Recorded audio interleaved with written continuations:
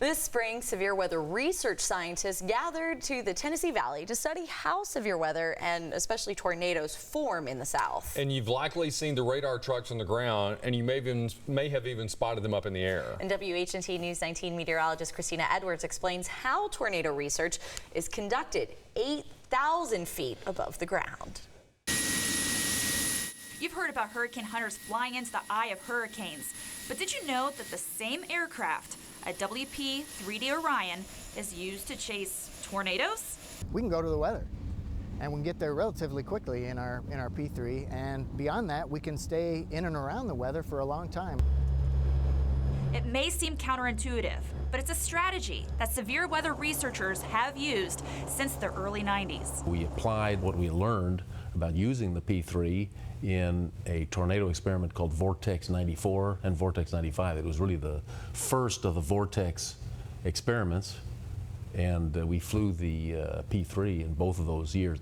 And the advantage of chasing tornadoes in the air is invaluable. We go 240 miles an hour, so we can get pretty far in no time.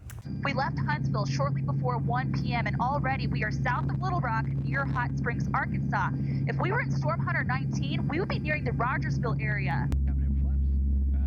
That's a much shorter distance traveled on the road compared to the plane's ability to travel several states away. And unlike ground-based single truck radars, the P3 is equipped with 3 separate radar systems, all used to research storms from about 1.5 miles above the ground. Our radars will be able to peer into it, and so we'll get all that data, but we don't have to go into it. The goal is to fly within 5 to 10 miles of the storms in order to obtain a 3D view of the environment. This may provide clues to what causes some storms to become severe and to potentially produce tornadoes. The result? Improved severe weather forecasts for all of us on the ground. And though the turbulence during this kind of research flight can be intense, and that's an understatement, there were times when the ride was smooth and was really incredible to look out the window. Go to WHNT News 19's Facebook page for a 360 view of the Hurricane Hunter's cockpit. You can see the pilots look at all their instruments, and I even have some sneak previews as to what kind of cloud features we saw when we were up in the air.